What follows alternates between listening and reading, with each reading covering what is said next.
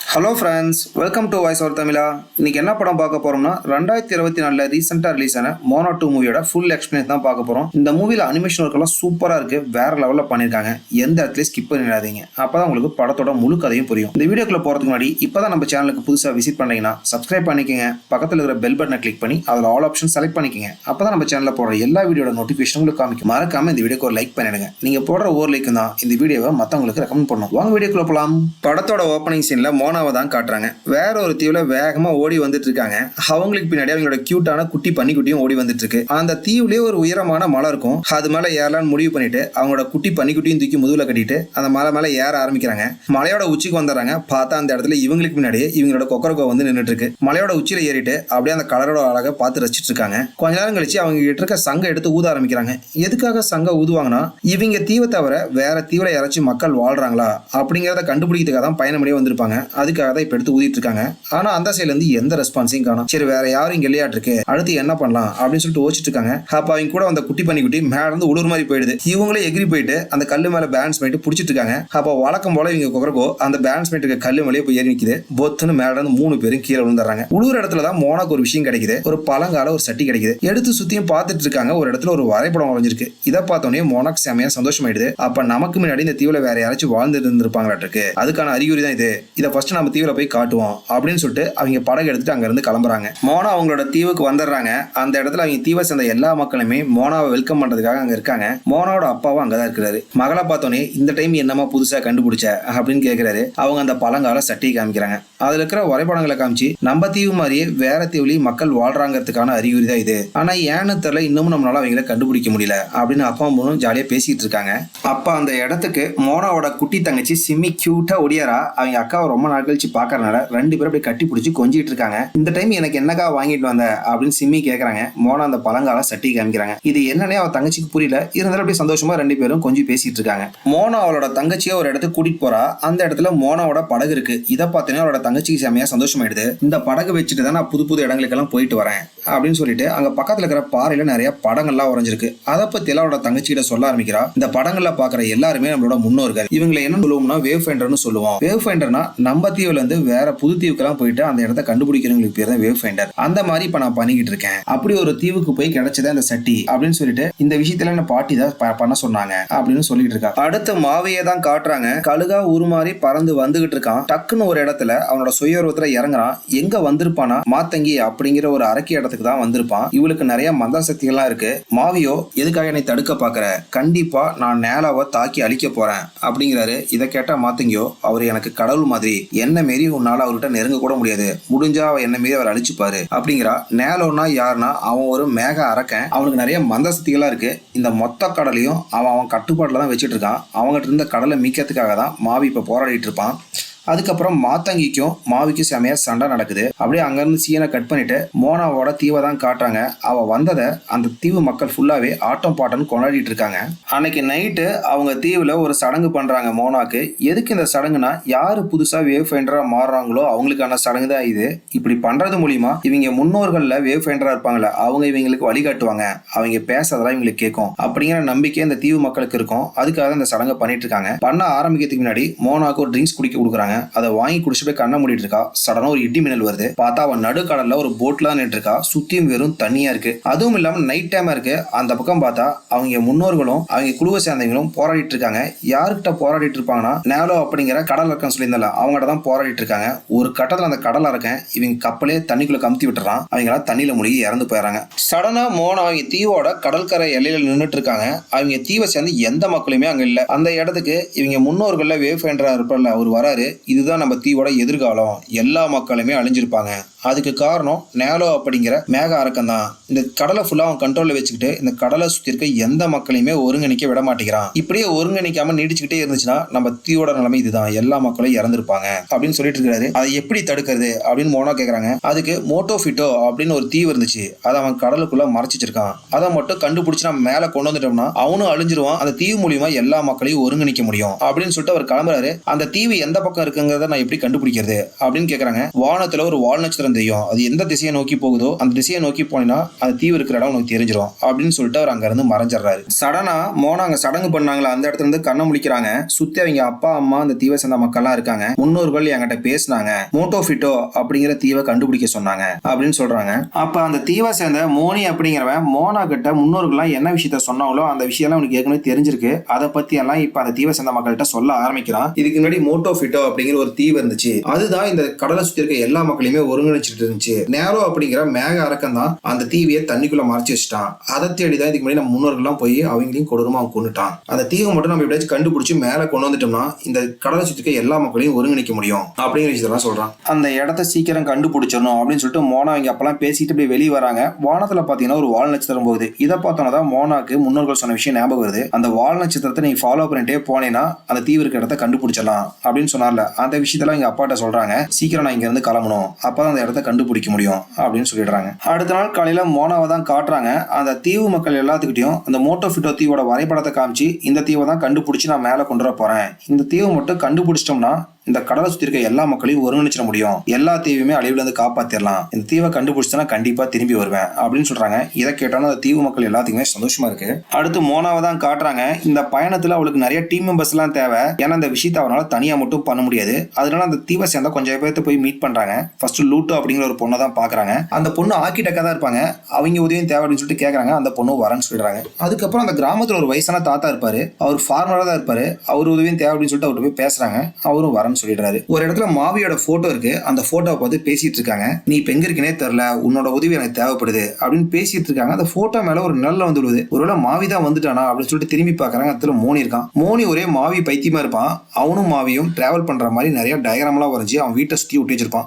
மோனி கிட்ட நீ இந்த பயணத்தை என் கூட வரணும் அப்படின்னு சொல்றாங்க. இதை கேட்டா உனக்கு ரொம்ப சந்தோஷமாயிடுது. அடுத்து மோனா வந்து அவ தங்கச்சி சிமியை போய் பாக்குறா. அவ தங்கச்சி ரொம்ப சோகமா இருக்கா. எதனாலனா அவ அக்கா ரொம்ப நாள் கழிச்சு இப்பதான் இங்க வந்திருப்பா, அதுக்குள்ள அவ கிளம்புறாளே அப்படின்னு சொல்லிட்டு தான் சோகமா இருப்பா. மோனா போயிட்டு அவட்ட பேசுறா. நான் நம்ம மக்களுக்காக தான் போறேன், அந்த தீவை மட்டும் கண்டுபிடிச்சிட்டுனா நம்ம மக்களோட பிரச்சனை எல்லாத்தையுமே தீர்த்தரலாம், எவ்வளவு சீக்கிரத்துல அந்த தீவை கண்டுபிடிக்க முடியுமா கண்டுபிடிச்சா இங்க உங்ககிட்ட வந்துருவேன் அப்படின்னு சொல்லிட்டு கடல் பக்கம் போறாங்க.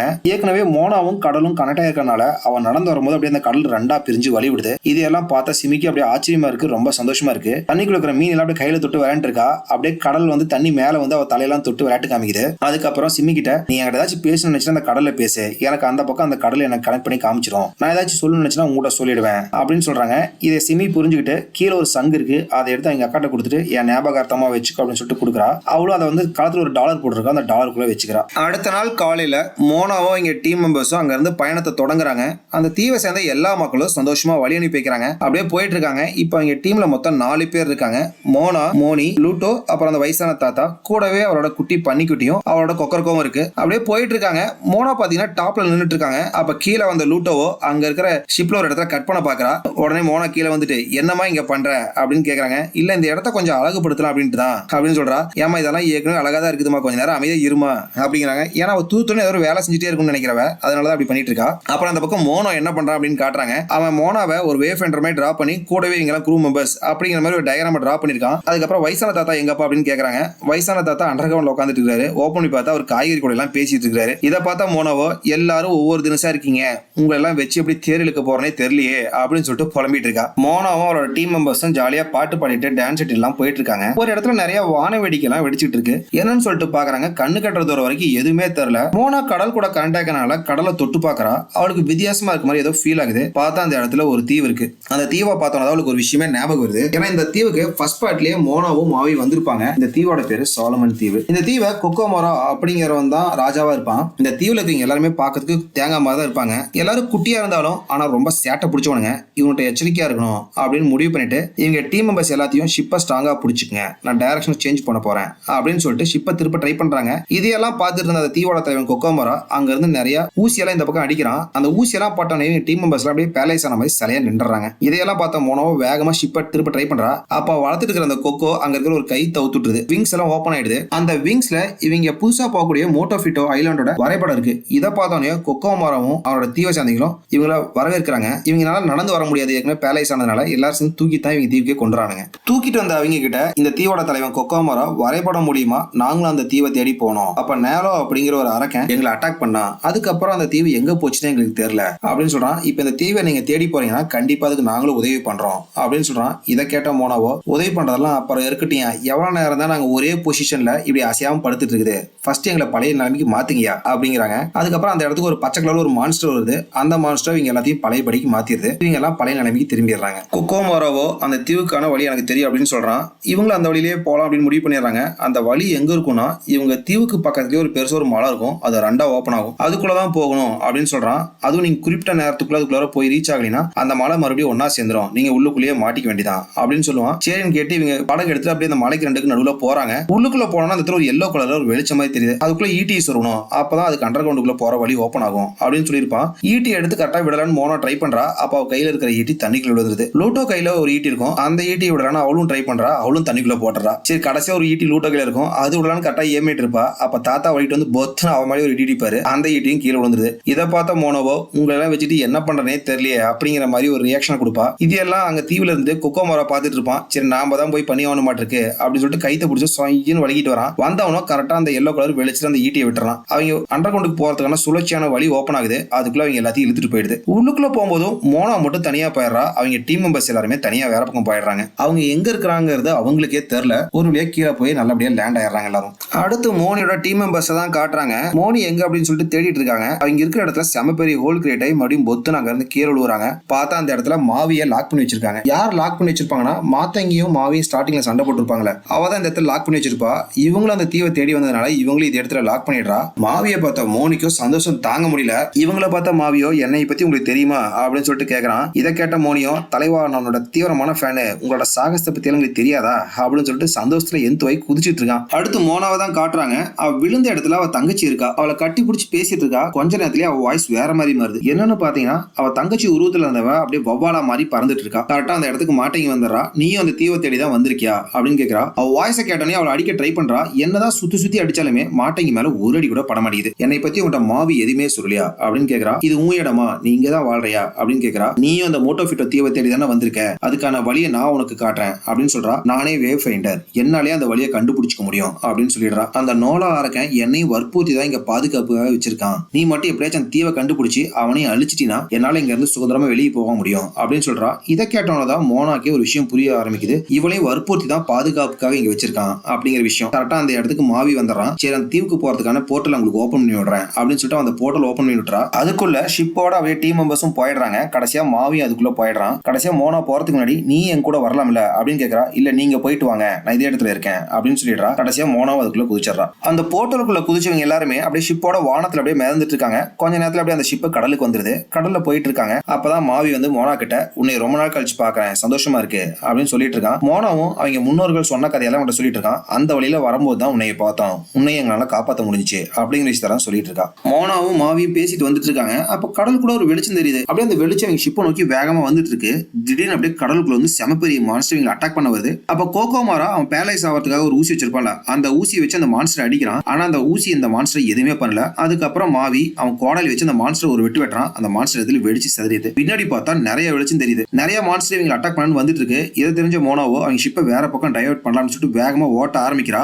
அவளுக்கு பின்னாடி ஒரு மான்ஸ்டர் வந்து நிக்குது. இவளை அட்டாக் பண்ணலான்னு பக்கத்துல வருது. திடீர்னு எதையோ பார்த்துட்டு பயந்துட்டு உள்ள போயிடுது. என்ன பார்த்துருக்கோம்னா காலையில வெடிஞ்சிருது, சூரிய வெளிச்சம் வந்துருது. இந்த சூரிய வெளிச்சத்தை பார்த்தோன்னே அதுக்கு பயமா இருக்க மாட்டிருக்கு. அதுக்கப்புறம் இவங்க பக்கத்துல இருக்க தீவை போய் ரீச் ஆயிடுறாங்க. அந்த தீவுக்கு வந்த மோனோவோ ஒரு இடத்துல சோகமா உட்காந்துட்டு இருக்கா. மாவி அவன் பக்கத்துல போய் உட்காந்துக்கிட்டு என்னாச்சு சோகமா உட்காந்துட்டு இருக்க அப்படின்னு கேட்கறான். என்னால அந்த தீவை கண்டுபிடிச்சி மக்கள் எல்லாம் கனெக்ட் பண்ண முடியுங்கிற நம்பிக்கையே போயிருச்சு. என்னை நம்பிதான் என் டீம் மெம்பர்ஸ் வந்திருக்காங்க. அவங்க உயிருக்கெல்லாம் நான் தான் பாதுகாப்பு, அவங்கள வேற காப்பாற்றணும் அப்படின்னு சொல்லிட்டு இருக்கா. இதை கேட்ட மாவியோ நீ இப்படி எல்லாம் பேசக்கூடிய ஆளே கிடையாது, நீ ரொம்ப தைரியமான ஆளாச்சு, எதா இருந்தாலும் பாசிட்டிவா தானே திங்க் பண்ணுவ, அப்படியே திங்க் பண்ணு, கண்டிப்பா உன்னால செய்ய முடியும், நாம 2 பேரும் எவ்வளவு பண்ணிருக்கோம், இதை நம்மளால பண்ண முடியாதா அப்படின்னு சொல்றான். அப்படியே 2 பேரும் பேசிட்டு வந்துட்டு இருக்காங்க. பார்த்தா அவங்க உடஞ்சு போன ஷிப்பை எல்லாத்தையும் அவங்க டீம் மெம்பர்ஸ் சரி பண்ணி வச்சிருக்காங்க. இதை பார்த்தோன்னே மோனாக்கு ஒரு பாசிட்டிவ் எனர்ஜி கிடைக்குது. கண்டிப்பா அந்த நோலா அரக்கனை அழிச்சு தீவி நம்ம கண்டுபிடிச்சு மக்கள் எல்லாம் ஒன்றிணைப்போம் அப்படின்னு டீம் மெம்பர்ஸ் எல்லாம் எனர்ஜிட்டிக்கா பேசிட்டு இருக்காங்க பழையபடி. அப்ப மாவி ஒரு ஐடியா சொல்றான். அந்த அரக்கனை தாண்டி கடலுக்குள்ள இருக்க அந்த தீவை வெளியே கொண்டு வரணும்னா சாதாரண மனசங்கனால முடியாது. நான் சாதாரண மனசங்க கேட்டகரியில வரமாட்டேன். நான் பறவையா மாறி அந்த தீவுக்கு பக்கமா போயிட்டு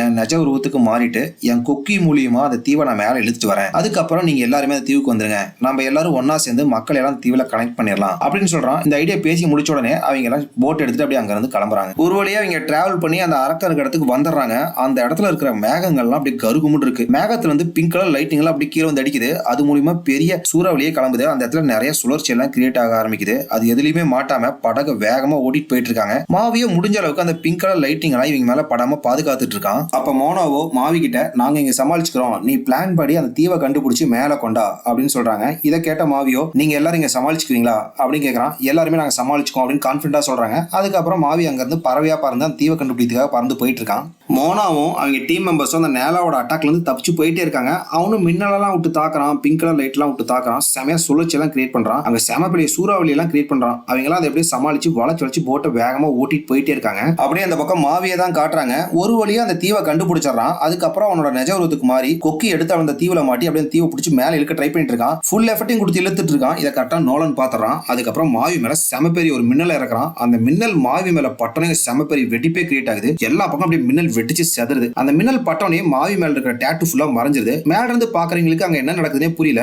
உடனே மோனா எதை பத்தியும் யோசிக்காம மாவியை காப்பாத்துறதுக்காக தண்ணிக்குள்ள எகிரி குதிச்சிடறான். தண்ணிக்குள்ள குதிச்ச மோனாவை அப்படியே உள்ளுக்குள்ள போயிட்டு இருக்கா. ஒரு இடத்துல அந்த தீவு இருக்கிறதா பாத்தாரா. சரி அந்த தீவை தொடலாம் அப்படின்னு சொல்லிட்டு அந்த தீவு பக்கமா க்ளோஸா போயிட்டு இருக்கா. இதை பார்த்தா நோலனும் மோனாவை அட்டாக் பண்றதுக்காக ஒரு மின்னல் அனுப்புறான். அந்த மின்னல் அப்படியே பின்னாடியே ஃபாலோ பண்ணிட்டு வருது. எதுக்காக மின்னலை வச்சு மோனாவை தடுக்கணும்னு நினைக்கிறானா, ஒருவேளை அவன் மட்டும் அந்த தீவை தொட்டுட்டா இந்த இடமே பழையபடி மாறிடும். ஏன்னா அந்த கடல் கூட கனெக்ட் ஆயிருக்கிற ஒரு பர்சன் யாருன்னா மோனா தான். அவன் மட்டும் தொட்டுட்டா இந்த இடமே பழையபடி மாறிடும், அவனும் இறந்துருவான். அதுக்காக தான் இவள் அட்டாக் பண்ணலாம் அப்படின்னு சொல்லிட்டு அந்த மின்னலை பின்னாடி அமைச்சிட்டு இருக்கான். அப்படியே செமையான சுச்சுவேஷன் போகுது. அந்த மின்னலும் க்ளோஸா வருது. இவள் அப்படியே அந்த தீவு பக்கமா போயிட்டா. கடைசி நொடியில அப்படியே அந்த தீவை லைட்டா தொட்டுறா. அந்த மின்னல் வந்து மோனா மேல அட்டாக் பண்ணிடுது. அப்படியே அந்த செம பெரிய பிழையுமே ஏற்படுது. அந்த இடம் பழையபடி மாறிடுது. அப்ப மேல வந்த மாவியோ மோனாவை காணோம் அப்படின்னு சொல்லிட்டு கடலுக்குள்ள மாடி உள்ளுக்குள்ள வந்து பாக்குறான். மோனா அப்படியே செத்து போன மாதிரி கிடக்குறா. அவளுக்கு எந்த மூச்சு பேச்சும் இல்ல. அவனும் மோனா எந்திரி, எல்லாமே பழையபடி மாறிடுச்சு, அவனும் இறந்துட்டான் அப்படின்னு சொல்லிட்டு எவ்வளவு கூப்பிட்டு பாக்குறான். மோனா கண்ணே முழிக்க மாட்டேங்கிறா. அந்த இடத்துக்கு அவங்களோட முன்னோர்கள் ஆவி எல்லாமே வருது. வந்த ஆத்மாக்கள் எல்லாமே இவளுக்கு உயிர் கொடுக்குற மாதிரி காட்டுறாங்க. இவளும் அப்படியே முடிச்சிடறா. முடிச்சதுக்கு அப்புறம் அந்த முன்னோர்கள் எல்லாருமே, எங்களால முடியாத விஷயத்த நீ பண்ணிருக்க, நம்ம மக்களோட எதிர்காலத்துல நீ தான் காப்பாத்திருக்க அப்படின்னு சொல்றாங்க. அதுக்கப்புறம் எல்லாரும் மேல வந்துடுறாங்க. மேல வந்ததுக்கு அப்புறம் மாவி அப்படியே அவன் கொக்கியை போட்டு அந்த தீவை மேல பிடிச்சி இழுத்துட்டு வரான். மேல இழுத்துட்டு வந்த தீவை எல்லாரும் அப்படியே சுத்தி பார்த்துட்டு இருக்காங்க. அந்த கற்கள் எல்லாம் நிறைய ஓவியங்கள் எல்லாம் வரைஞ்சிட்டு இருக்கு. அதையெல்லாம் தான் பார்த்துட்டு இருக்காங்க. அப்போ ஒரு பக்கத்துல ஒரு போட் வந்துட்டு இருக்கு இந்த தீவை நோக்கி. அதுல வேற இனத்தை சேர்ந்த மக்கள் எல்லாம் வந்துட்டு இருக்காங்க. அப்ப இன்னொரு பக்கம் பார்த்தா அந்த சைட்லயும் வேற இனத்தை சேர்ந்த மக்கள் இந்த தீவை நோக்கி வந்துட்டு இருக்காங்க. இதை பார்த்தா மோனாவுக்கும் சந்தோஷமா இருக்கு. ஒரு வழியா நாம எடுத்த இலக்க முடிச்சிட்டோம், எல்லா மக்களையும் நம்ம இது மூலியமா கனெக்ட் பண்ணிட்டோம் அப்படிங்கிற சந்தோஷத்தோட அவங்க படகு எடுத்துட்டு அவங்க தீவை நோக்கி போறாங்க. மோனா ஒரு வழியா அவங்க தீவுக்கு வந்துடுறாங்க. அவங்க மக்கள்லாம் மோனா வெல்கம் பண்றதுக்காக அவங்க தீவு எல்லையில வெயிட் பண்ணிட்டு இருப்பாங்க. மோனா வந்தாங்க அப்படியே ஒரே ஆட்டம் பாட்டம் கொண்டாட்டமா இருக்கு. அவ தங்கச்சி கூட எல்லாம் சேர்ந்து செமையா ஆடி என்ஜாய் பண்ணிட்டு இருக்கா. அதுக்கப்புறம் நிறைய ஃபங்க்ஷன்லாம் வைக்கிறாங்க. கொஞ்ச நாள் கழிச்சு அவங்க டீமை கூப்பிட்டு மாவியோட புது பயணத்துக்காக கிளம்புறாங்க. அதோட இந்த பாட்டை முடிக்கிறாங்க. பாய் பாய் மக்களே, மறக்காம இந்த வீடியோக்கு ஒரு லைக் பண்ணிடுங்க. நீங்க போடுற ஒவ்வொரு லைக் தான் இந்த வீடியோவை மத்தவங்களுக்கு ரெக்கமெண்ட் பண்ணும்.